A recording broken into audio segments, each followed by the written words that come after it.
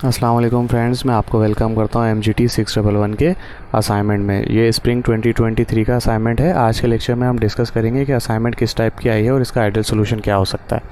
Number 1 पे हम discuss करेंगे कि असाइनमेंट है क्या, इसकी अंडरस्टैंडिंग पूरी लेंगे, और सेकंड पे हम इसका आइडियल सोल्यूशन डिस्कस करेंगे। तो आइए अपने इस लेक्चर को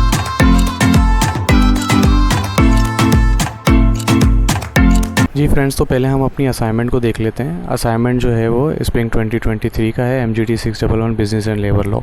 इसकी ड्यू डेट जो है वो 26 मई है और आज जो है वो 23 मई है। 3 दिन पहले मैं आइडियल सोल्यूशन इसका दे रहा हूँ और 24 आवर्स का ग्रेस पीरियड जो हमें मिलता है उसको मिला है। तो 27 मई जो है वो इसकी लास्ट डेट है, तो आप 27 मई तक जो असाइनमेंट है जो है वो बना सकते हैं। तो आइए इनको देखते हैं। इसमें हमें जो है एग्जाम्पल्स दी गई हैं, 4 एग्जाम्पल दी गई हैं और 5 मार्क्स ईच के हैं, तो 5 और 20 मार्क्स का ये असाइनमेंट है। तो हमें क्या डिफ़ाइन करना है, आंसर देने हैं इन क्वेश्चंस के। ये जो क्वेश्चंस हमसे पूछे गए हैं इनके हमने आंसर देने हैं। पहले पे हमें दिया गया Murtaza agreed to consult a bungalow for Abdullah at a cost of ₹50 million. However, it was agreed that the payment would only be made on completion of the project. Support with reason whether it is a contingent contract under the Contract Act 1872. Also list down the requested characteristic of a contingent contract. तो ये पूछा गया है कि अगर ये contingent contract है या नहीं है अंडर द कॉन्ट्रैक्ट एक्ट 1872। तो जो कॉन्ट्रैक्ट एक्ट के जो लेक्चर्स हैं, लेक्चर नंबर 3 से लेके और एंड तक के जो लेक्चर्स आ रहे हैं उसके अंदर जो है ये सारी चीज़ें बताई गई हैं। ज़्यादातर जो ये जो फोकस करता है वो 8 से लेके 10, 11 तक लेक्चर्स जो हैं वो उनको फोकस कर रहा होता है। उनको अगर आप रीड करेंगे, आप जैसे कॉन्टिजेंट कॉन्ट्रैक्ट लिख के सर्च करेंगे तो आपको मिल जाएगा। तो मैं 1 बाय 1 ये सारे क्वेश्चन नहीं पढ़ूंगा, क्योंकि जो सोल्यूशन है वहाँ पे हम क्वेश्चन भी पढ़ेंगे और उसके आंसर को भी देखेंगे। तो डायरेक्टली हम अपने असाइनमेंट की तरफ चलते हैं। यहाँ पर एक इंपॉर्टेंट चीज़ इन्होंने दी हुई है। इन्होंने ये दिया हुआ है कि रेफरेंस गाइडलाइन जो है आपने APA स्टाइल बनाना है।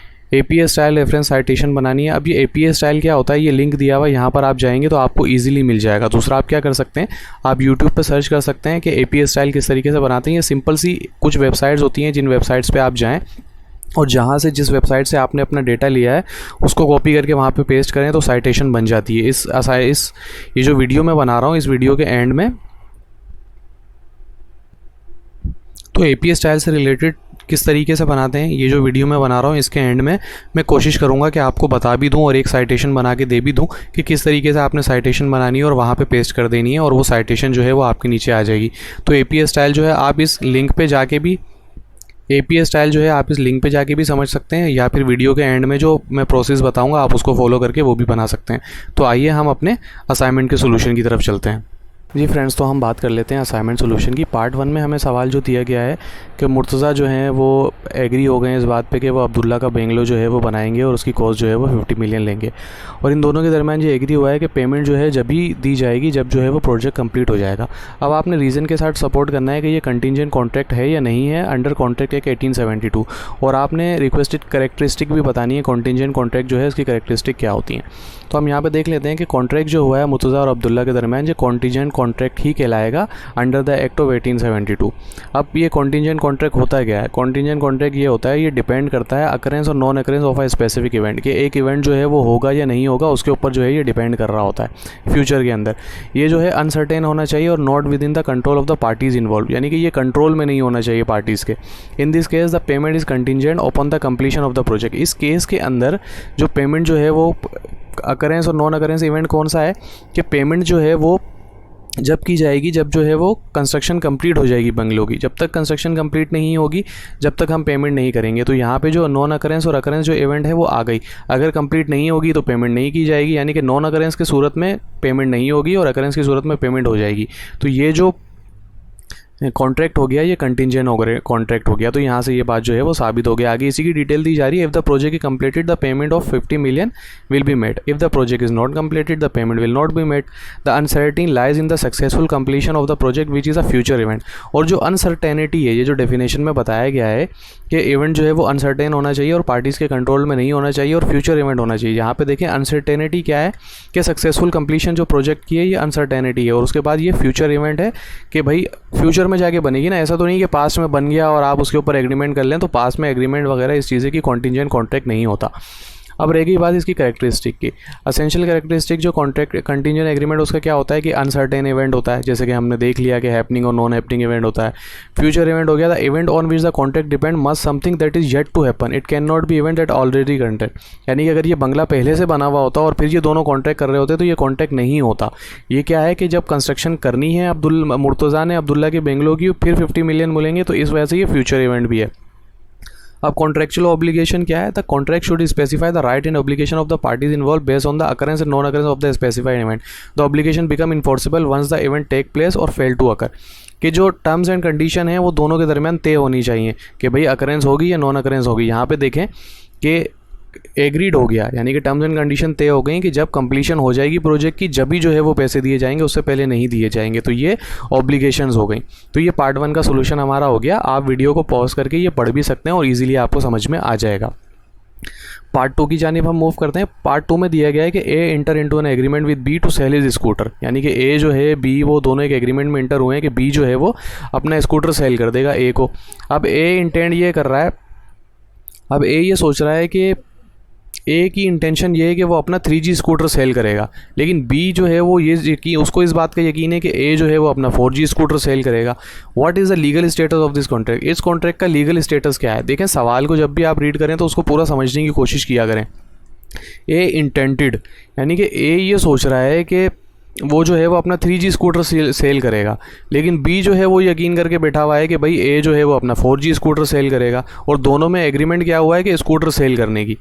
लेकिन इस चीज़ का लीगल स्टेटस क्या होगा? अब देखें, यहाँ पे कोई रिटर्न एग्रीमेंट नहीं हुआ है दोनों के दरमियान, बस वो यकीन करके बैठा है कि भाई वो 3G स्कूटर देगा और दूसरा बंदा यकीन करके बैठा है कि वो 4G स्कूटर देगा। तो इसमें क्या है कि टर्म्स एंड कंडीशन कोई तय नहीं हुई हुई है, दोनों जो है इबाहम की कैफियत में, यकीन किसी को भी नहीं है। अब legal status of the contract between A and B depend on the intention of the party and terms of the agreement, यानी कि ये जो है वो टर्म्स के ऊपर डिफाइन करता है कि भाई दोनों का जो है वो इंटेंशन क्या है और टर्म्स एंड एग्रीमेंट क्या है। यानी कि सिर्फ इंटेंशन होने से एग्रीमेंट नहीं हो जाएगा, टर्म्स भी रिक्वायर्ड हैं। अगर ए ने क्लियरली बताया कि भाई वो अपना जो है वो 3G स्कूटर सेल करेगा और बी जो है वो यकीन करके बैठा है कि वो 4G स्कूटर सेल करेगा, तो इन दोनों के दरमियान जो है वो डिस्क्रिपेंसी है और अंडरस्टैंडिंग जो है वो सब्जेक्ट मैटर वो ठीक नहीं है। इस सिचुएशन के अंदर क्या होगा, ये जो है वो म्यूचुअल मिस्टेक की तरफ चल जाएगा और लैक ऑफ कंसेंसस हो जाएगा, यानी कि दोनों के दरमियान जो है वो इत्तेफाक नहीं हो पाएगा, और उसकी वजह से क्या होगा कि कॉन्ट्रैक्ट जो है वो वाइडेबल हो जाएगा और अनइन्फोर्सेबल, और ये कानून की मदद में अनइन्फोर्सेबल भी रहेगा, क्योंकि इसमें एक फंडामेंटल मिस्टेक है अबाउट द सब्जेक्ट मैटर के उन्होंने टर्म्स एंड कंडीशन में कहीं ये लिखा ही नहीं है कि भाई वो जो है वो मुझे 4G स्कूटर सेल करेगा या 3G स्कूटर सेल करेगा। ए तो इंटेंशन लेके बैठा है कि भाई वो जो है वो मुझे 3G स्कूटर सेल करेगा, लेकिन बी जो है वो यकीन करके बैठा है कि वो 4G स्कूटर उसको सेल करेगा। तो दोनों की इंटेंशन के ऊपर कानून नहीं होता कि मैं दिल में सोच के बैठा हूँ कि आप मुझे 1 लाख रुपए देंगे और आप सोच के बैठे हैं कि मैं इससे 2 लाख रुपए लेंगे। तो इंटेंशन से नहीं होता, terms and condition clearly defined होनी चाहिए। अगर क्लियरली डिफाइंड नहीं है तो कानून के मुताबिक वो अनइन्फोर्सेबल हो जाएगा और ये वॉइड एग्रीमेंट होगा। वॉइड एग्रीमेंट कौन से होते हैं? वॉइड कॉन्ट्रैक्ट कौन से होते हैं? वॉइड कॉन्ट्रैक्ट वो होते हैं जो अनइन्फोर्सेबल होते हैं एज़ पर लॉ, क्योंकि उसके अंदर कुछ मिस्टेक्स वगैरह ऐसी होती हैं कि उसको इम्प्लीमेंट नहीं करवाया जा सकता, या उसकी बुनियाद पर केस नहीं हो सकता, या कानून हरकत में नहीं आ सकता। तो मैं उम्मीद करता हूँ पार्ट 2 भी आपको समझ में आ गया होगा। वीडियो को पॉज करें और इसको सर्च कर लें। उसके बाद ये वॉइड एग्रीमेंट क्या होता है, अनइन्फोर्सेबल क्या होता है, ये आप हैंड आउट में सर्च करेंगे तो आपको मज़ीद क्लियर हो जाएगा। पार्ट 3 की जानिब मूव करते हैं। पार्ट 3 है कि गैंग ऑफ थीव्स, चोरों का एक गैंग है, उन्होंने जो एक हाई वैल्यू पेंटिंग उठा दी है एक लोकल ऑक्शन हाउस से। अभी इन्होंने क्या किया कि उसके बाद वो जो बिल्डिंग है एक रिच आदमी को, एक रिच लैंडलॉर्ड को बेच दी बहुत ज़्यादा हाई प्राइस में, और उन्होंने ये तय कर दिया कि आपस में जो गैंग के जैसे 4 मेंबर हैं तो वो आपस में इक्वली पैसे को बांट लेंगे। लेकिन क्या हुआ कि एक बंदे को जो है वो उसको फेयर शेयर नहीं मिला और उसको पूरे पैसे में नहीं मिले। अब वो क्या सोच रहा है कि वो ये सोच रहा है कि भाई मैं जो है वो लीगल स्टेटस क्या होगा इस कॉन्ट्रैक्ट का। हमसे ये पूछा जा रहा है कि वो जो एक बंदा था 4 में से जिसको पूरे पैसे नहीं मिले, तो क्या वो लीगली उनके खिलाफ एक्शन ले सकता है? तो सिंपल सी समझने की बात है कि ये जो है जो गैंग है वो इन्वॉल्व हुआ है चोरी करने में, और ये चोरी करना पेंटिंग की एक इलीगल एक्टिविटी है, और उसका रिजल्ट क्या होगा, जब कॉन्ट्रैक्ट जो उनके दरमियान हुआ था कि हम लोग जो है आपस में बराबर बांट लेंगे, ये अगेंस्ट पब्लिक पॉलिसी है। इस केस के अंदर अगर वो अदालत में जाके केस करेंगे तो उनके हक में केस, जो चौथा बंदा है जिसको पैसे कम मिले, अगर वो कोर्ट ऑफ लॉ में जाता है और वो केस करता है, तो ऐसा नहीं होगा कि कोर्ट जो है वो 3 चोरों को बुलाएगा, बोलेगा लाओ भाई आप लोगों ने चोरी किया, आप लोगों ने बहुत गलत काम किया, आप इस बंदे को पैसे पूरे वापसी करो या इसको पूरा हिस्सा दो। ऐसा नहीं होगा, बल्कि कानून कोर्ट ऑफ लॉ में अगर वो जाता है तो पुलिस पहले उसको अरेस्ट करेगी और उसके खिलाफ चोरी का मुकदमा होगा और बाकी 3 पार्टियों को भी कर लेगी। तो इसमें समझाने का मकसद ये है कि जो इल्लीगल एक्टिविटीज़ होती हैं वो कभी भी इन्फोर्सेबल नहीं होती कानून के मुताबिक। ठीक है, तो ये बहुत सिंपल सा आंसर था, ये आपको समझ में आ गया होगा। वीडियो को पॉज करें, रीड करें, 1-2 दफ़ा रीड करेंगे और समझ में आ जाएगा आपको। उसके बाद हम पार्ट 4 की जारी मूव करते हैं। पार्ट 4 में दिया हुआ है, Umar the lawyer of Ibrahim include him to transfer his agriculture land to save him from imprisonment in fraud case charge against him. अब उमर जो हैं ये इब्राहिम साहब के लॉयर हैं। अब वो क्या कह रहे हैं कि भाई इब्राहिम साहब को वो ये कह रहे हैं कि आप अपनी जो एग्रीकल्चर लैंड है उसको उमर के नाम कर दें, और अगर वो कर देंगे तो फिर क्या होगा, उमर जो है वो उनको बचा लेगा जेल जाने से फ्रॉड के केस के अंदर जो कि उनके अगेंस्ट चल रहा है। अब इब्राहिम ट्रांसफ़र इज लैंड, अब इब्राहिम ने अगर ये अपनी ज़मीन ट्रांसफ़र कर दी, apparently this is not a valid contract and does not meet a condition of free consent to the parties. अब यहाँ पे ये जो लाइन है ना, ये बड़ी नोट करने की है। अब उन्होंने खुद ही सवाल के अंदर बता दिया कि ये वैलिड कॉन्ट्रैक्ट नहीं है और ये जो है मीट नहीं करता कंडीशन किसकी, free consent to the parties. अब वो बोला है identify that condition and comment on it. अब वो हमें एक चीज़ बता देता है कि भाई ये वैलिड कॉन्ट्रैक्ट नहीं है, सवाल में ही बता दिया, और दूसरा उसने एक लफ्ज़ दिया है फ्री कंसेंट। अब फ्री कंसेंट अगर आपने MGD 611 के लेक्चर लिए हो तो फ्री कंसेंट का पूरा एक टॉपिक है। फ्री कंसेंट क्या होता है, फ्री कंसेंट वो एग्रीमेंट होते हैं जिनके अंदर इंसान जो है वो अपने आप को लेके जाता है। एक तो बात ये होनी चाहिए कि आप अगर किसी भी कॉन्ट्रैक्ट में जाएं तो आप किसी प्रेशर के अंदर ना हो, कि सामने वाला बंदा आपको दबा ना रहा हो ज़बर से, ज़ोर धमकी से, यानी कि जबरन साइन ना करवाए जा रहे हो। जैसे किसी से प्रॉपर्टी पे साइन करवाए जाते हैं तो उससे जबरन साइन करवाए जा रहे होते हैं, ज़ोर और धमकी दे के, पावर का इस्तेमाल करते, असर और हकूक़ का इस्तेमाल करके, पोजीशन को इस्तेमाल करके वो लिए जा रहा हो। तो फ्री कंसेंट के जो हैं वो 4 टाइप होते हैं, जिसमें से 1 टाइप होती है अंडर इन्फ्लुएंस। आप हैंडआउट्स में जाके सर्च करेंगे तो आपको चारों टाइप दिख जाएंगे। ये सवाल जो है वो अंडर इन्फ्लुएंस से रिलेटेड है, इसलिए मैं जो है वो अंडर इन्फ्लुएंस की बात कर रहा हूँ। ये देखें यहाँ पे दिया हुआ है undue influence. The condition of free consent is not meet in the contract between Umar and Ibrahim. अब हमें बताया गया है कि भाई कंडीशन जो है वो मीट नहीं हो रही, वो कौन सी कंडीशन है, फ्री कंसेंट है। फ्री कंसेंट एक पूरा एक कॉन्सेप्ट है और उसके अंदर जो कंडीशन है वो अनड्यू इन्फ्लुएंस की कंडीशन है। अब यहाँ पे बता रहे free consent refer to a situation where the parties into a contract without any coercion, यानी कि कोयर्सन नहीं होना चाहिए, अनड्यू इन्फ्लुएंस नहीं होना चाहिए, फ्रॉड नहीं होना चाहिए और मिस रिप्रेजेंटेशन नहीं होनी चाहिए। मिस रिप्रेजेंटेशन, फ्रॉड से मुराद क्या है कि आप किसी गलत काम में उस बंदे को इन्वॉल्व कर लें, उसको सुहाने बाग दिखाएं कि भाई आप एक मुर्गी लेंगे, वो सोने का अंडा देगी, फिर वो दोबारा अंडा देगी, उससे जो है वो शेख चिल्ली वाले ख्वाब। तो इस तरीके से फ्रॉड ना करें, क्योंकि हकीकत में वो चीज़ एक्सीड ही नहीं करती। अब एक बंदा इतना पढ़ा लिखा नहीं है लेकिन अल्लाह पाक ने उसे पैसे से नवाजा है, तो आप क्या करें, उसको फ्रॉड देके, उसको किसी चिकनी चपड़ी बातों में लाके जब आप उसके साथ फ्रॉड करेंगे तो वो भी फ्री कंसेंट में नहीं आएगा। इसी तरीके से मिसरिप्रेजेंटेशन, यानी कि जो हकाइक हैं उनको तोड़ मरोड़ के पेश करें। प्रॉपर्टी जो है वो जाली पेपर्स की है, यानी कि प्रॉपर्टी की लीगली कोई हैसियत नहीं है और आप जो है वो ज़मीन लीगली गलत पेपर दिखा के उस बंदे को भेज दें, तो ये आपने क्या किया, मिसरिप्रेजेंटेशन किया। इसी तरीके से अनड्यू इन्फ्लुएंस क्या होता है, अनड्यू इन्फ्लुएंस ये होता है कि एक बंदा आपके इन्फ्लुएंस में है। अब उमर जो है वो, इब्राहिम साहब जो हैं वो फंसे में बेचारे, क्योंकि उमर साहब जो हैं वो इनके लॉयर हैं और उमर साहब इनको बोल रहे हैं कि अगर अपनी एग्रीकल्चर ज़मीन मेरे नाम पर कर देते हो फिर तो मैं तुम्हें केस से बचा लूँगा। और दूसरा केस क्या हुआ, अगर वो नहीं करेगा बेचारा तो फिर क्या होगा, उमर साहब उसको कैद में कर देंगे। तो ये क्या है कि अनड्यू इन्फ्लुएंस, अनड्यू इन्फ्लुएंस के अंदर जो है वो इब्राहिम साहब जो है वो उमर के आ रहे हैं और अपनी ज़मीन को जो है वो ट्रांसफ़र कर रहे हैं। अब यहाँ पे बताया भी जा रहा है, in this case Umar the lawyer has induced Ibrahim to transfer his agriculture land under the influence of fear और threat imprisonment in fraud case. This constitute undue influence which undermine the principle of free consent, कि ये जो है वो undue influence हो रहा है free consent के प्रिंसिपल के according. The contract can be deemed voidable at the option of Ibrahim, who was coerced into transferring his land. Ibrahim may have legal ground to challenge the validity of the contract and seek remedies for the undue influence exerted by Umar. अब इब्राहिम साहब क्या कर सकते हैं, वो ये कर सकते हैं, अब हमसे कमेंट्स मांग रहे हैं ना, तो आप कमेंट्स करके ये दे सकते हैं कि इब्राहिम साहब को पूरा लीगल राइट है कि वो वैलिडिटी को चैलेंज कर दें। वो एक कोर्ट ऑफ लॉ में एक नया केस दायर करें कि ये जो मेरे लॉयर हैं वो जो हैं वो मेरे ख़िलाफ़ जो है वो मुझे अनड्यू इन्फ्लुएंस कर रहे हैं, कि मेरे जो लॉयर जो हैं उमर साहब ये मुझे अनड्यू इन्फ्लुएंस कर रहे हैं और अपनी जो है वो मेरी ज़मीन अपने हथियाने चाहते हैं। अगर वो बोलें आप ज़मीन मुझे नहीं देंगे तो मैं आपका केस इस तरीके से लड़ूंगा कि आपको जो है वो इम्प्रिजनमेंट हो जाएगी। तो इस तरीके से इब्राहिम साहब को जो है वो इंसाफ मिल सकता है। तो गाइज़ ये था पूरे असाइनमेंट का आइडियल सोल्यूशन। मैं उम्मीद करता हूँ आपको समझ में आ गया होगा। अब जो लास्ट पार्ट है, जो APA रेफरेंस गाइडलाइन देनी है, तो आइए हम देखते हैं कि आप किस तरीके से APA रेफरेंस गाइडलाइन दे सकते हैं।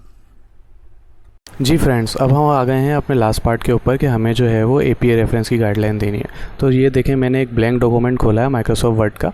इसमें आपने सिंपल क्या करना है कि यहाँ पे जाके अलाइनमेंट जो है वो सेंटर पे कर लेनी है। पैराग्राफ सेक्शन पे आपको ये मिल जाएगा, होम के अंदर पैराग्राफ सेक्शन के अंदर आपने अलाइनमेंट जो है वो सेंटर में कर लेनी है। सेंटर पर आप क्लिक करेंगे, यहाँ पर आप लिखेंगे रेफरेंसेस लिख दें या रेफरेंस लिख दें। उसके बाद आप एक दफ़ा एंटर करेंगे और फिर इसकी अलाइनमेंट जो है वो लेफ़्ट पे जो होती है वहाँ पे आप कर लेंगे। लेफ़्ट पे करने के बाद उसके बाद आप क्या करेंगे, अपनी गूगल को ओपन कर लेंगे, जो भी ब्राउज़र आप यूज़ कर रहे हैं उसमें आप लिख देंगे, जैसे हमारे से पास एक रिलेटेड आया था कि फ्री कंसेंट के ऊपर हमने सर्च करना। तो फ्री कंसेंट लिख के जब आप सर्च करेंगे तो मुख्तलिफ़ किस्म के लेक्चर्स आपके पास यहाँ पर आएंगे। तो ये पहला लिंक जो है ये मैंने ओपन कर लिया, यहाँ पर ये दिया गया है फ्री कंसेंट, ठीक है।